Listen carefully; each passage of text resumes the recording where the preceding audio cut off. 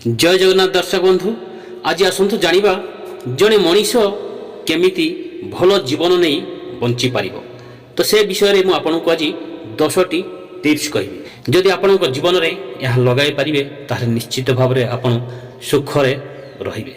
तो चलंतु प्रथमटी निजर मूल्य निर्णय कर।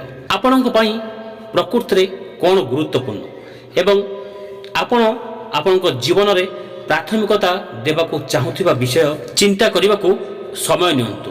एथिरे संपर्क, व्यक्तिगत अभिवृद्धि, स्वास्थ्य, वृत्ति, आध्यात्मिकता किंबा अन्यान्य दिग अंतर्भुक्त होई पारे। द्वितीय रे निजर लक्ष्य स्थिर करंतु। स्वच्छ हासिल योग्य लक्ष्य प्रतिष्ठा करंतु जहाँ आपणकर मूल्य सहित समान अटे। आपण सेमानक आड़कू काम कला बेले एही लक्ष्य गुड़िक दिग एवं प्रेरणा दे पारे। तृतीय रे संतुलन बजाय रखंतु। कार्य, संपर्क, अवकाश एवं व्यक्तिगत विकास सहित आपणक जीवनर समस्त क्षेत्र रे संतुलन पई चेष्टा करंतु। अन्य मानक खर्च रे गोटाय दिग उपरे अत्यधिक ध्यान रु दूरे रहंतु। चतुर्थ रे कृतज्ञता अभ्यास करंतु।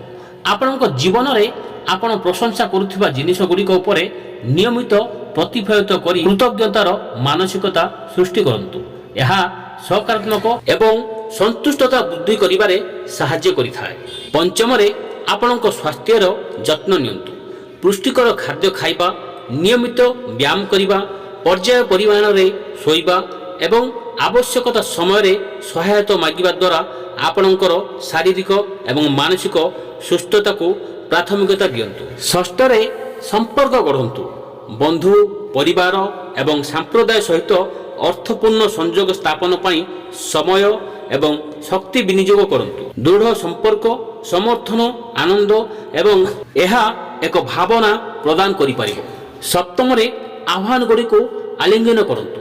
प्रतिबंधक अपेक्षा अभिवृद्धि एवं शिक्षण पाई सुजोग भाव रे चैलेंज एवं असुविधा को देखंतु। जीवनर उत्थान पतन को आड़ेबा पाई स्थिरता एवं अनुकूलता विकास करंतु। अष्टम रे मनोवृत्ति रे बंचंतु। आपणक पसंद सहित संपूर्ण भावे जड़ित हेबा एवं प्रत्येक मुहूर्तर समृद्धता को प्रशंसा करिबा पाई मनोवृत्तिर अभ्यास करंतु। नवम रे अन्य मानकु योगदान करंतु। आपणक संप्रदाय रे किंबा विश्व रे एक सकारात्मक प्रभाव फेराइबार उपाय खोजंतु।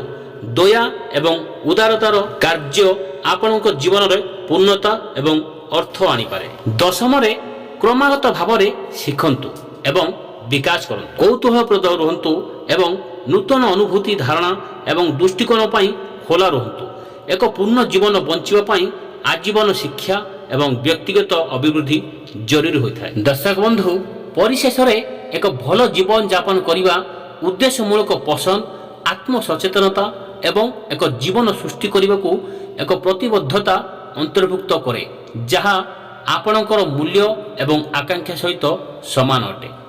जय जगन्नाथ दर्शक बंधु, एहिभଳି महत्वपूर्ण बाणी जानिबा पई वीडियो को लाइक करी चैनल को सब्सक्राइब करंतु। जय जगन्नाथ।